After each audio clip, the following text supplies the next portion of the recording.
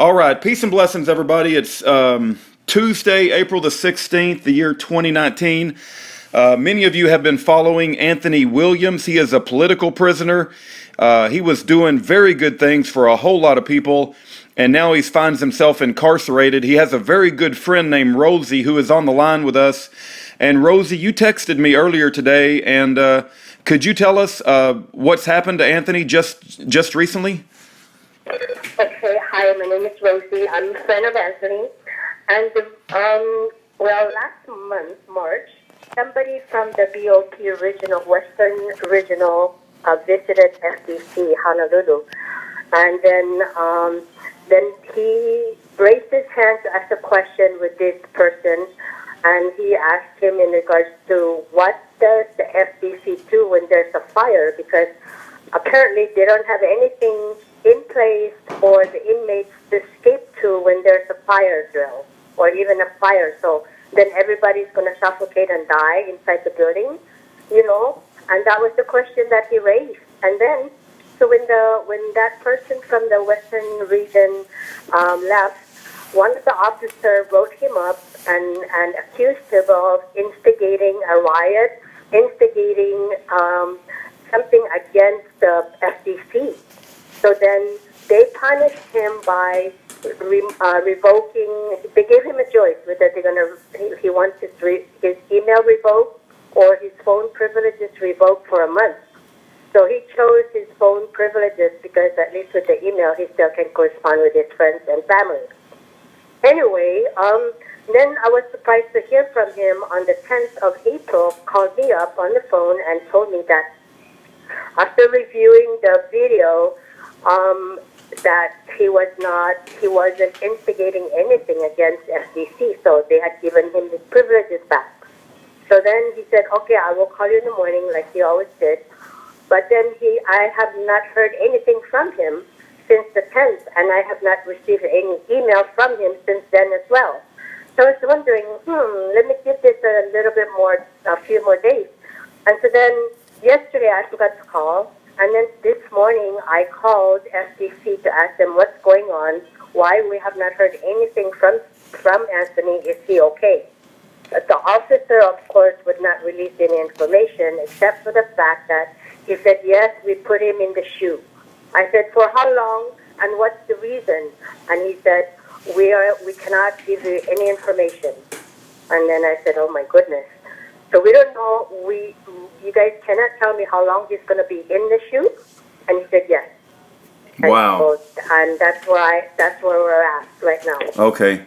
So they had previously tried to charge Anthony with instigating a riot, which is ridiculous because he was just simply bringing up that they needed a proper fire escape plan for all the prisoners, and they tried to make a big deal about it, and they had restored his phone, and I remember him calling me and saying that, they restored his phone, but now, as of today, on the 16th of April, he's back in the shoe, which is another word for the hole, where they take all of his communication privileges away, including his email and his phone. I hope he can still receive letters. I'll try to write him a letter. And thank you, Rosy, for being a friend to Anthony. I've gotten to know him a little bit since we began to communicate, and I have a whole lot of respect for this man. And I think it's terrible what the Bureau of Prisons and the Department of Justice and the FBI is done to him. And I wish that they would do the right thing and set him free. Yeah, and here's the other thing that they have done to him. He's supposed to have a hearing tomorrow, on Thursday, the 18th, for suppression of evidence. However, of course, the lawyers have all filed a continuance against that again. So, it's postponed. However, I'm going to call the federal court today to confirm whether it's canceled or not, because he filed a motion against it, and they had given him until the 15th to file that motion. He gave it to his standby lawyer on the 8th to file it. He asked me to follow up with his standby lawyer whether he had filed it or not, and I did. I called his cell, and his standby lawyer is another donkey that he had not returned my call at all. And then so on the 8th, when I called him twice to follow up, his cell phone was full. He couldn't take a voicemail because he wasn't answering his voicemail. So, I mean, you know, they're doing everything to be against him and suppress him. Yeah. And I'm so helpless. I don't know what to do to him. Well, I think calling the lawyer a donkey is a very nice way to put it, because I just don't have any respect for these lawyers that are assigned by the government. But Rosy, I'll thank you so much for being a friend to Anthony, and you've been with him for a long time, and you know this man is righteous and does not deserve to be in prison. I certainly feel the same way you do. I'm going to write him a letter and ask him what he thinks we can do, and I hope that people listening to this will also write an encouraging letter to Anthony and pray for him. You know, sometimes my wife and I, we ask exactly the same questions, Rosy. What can we do? But I'm just going to trust in God Almighty that He has a plan, and we're going to be faithful even unto death, and we're going to write letters and put these people's stories out so that people will get to know that our justice system is terrible. It really is just a terrible, terrible system. So. And here's the other thing, that I think one of the reason why they put him in the shoe, because I wrote a letter to Magistrate Puglisi in regards to all the things that they're doing to him. I have 5 exhibits. My letter was like 45 pages long, which I mailed to him, and he received it because I got the return receipt. And then I mailed that copy to Anthony, and I'm sure the FCC staff read everything. So probably that's another reason why they put him in the shoe, because of the letter that I wrote to the judge. Yeah.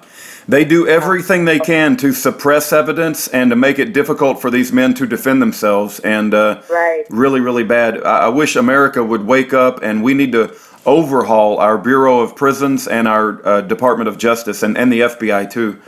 I think what we can do too to write is that we can write Kobayashi, you know, the judge, the magistrate judge, Kobayashi, Puglisi, and also the warden at FCC, and let them know that we're aware of what they're doing to Anthony, to the other inmates. And I guess if we can write and flood them with letters, then that should be one of the things that we could do for Anthony. Yes, no, I agree, and we have done that in the past for other prisoners, where I usually try to take direction, and you might have already talked to Anthony, so you may have got his approval. But sometimes when we flood the wardens, specifically the wardens, with letters in support of a prisoner, sometimes the warden will use that as an excuse to make it even worse on the prisoner. So I usually want Anthony to tell me what to do, because I just don't know. It's kind of like negotiating with a terrorist sometimes, But I agree with you. When we first got involved in the prison ministry, we would always let's flood the warden, let's flood the judges, but because they have the power to throw these men in the hole and to torture them, and I think they do torture them. I think they withhold food and they keep them from proper sleep, and they can change the temperature to be really cold and take away all their blankets and stuff, and so they have the ability to make it very uncomfortable.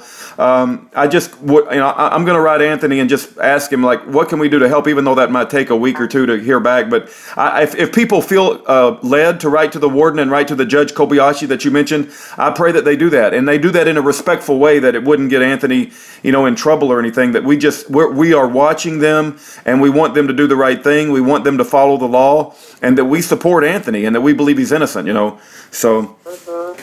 But I will do the same. I'll write to him and ask him what we can do to help him, and it's just terrible what they're doing to him and continue to do to him. So, okay.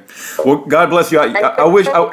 Thank you, Rosy. I wish we all had a friend like you. If I ever get thrown in prison, I'm going to look for you, because you're such a friendly person, and you're such a huge blessing to Anthony. You really are a wonderful lady, and thank you for sharing with us the update.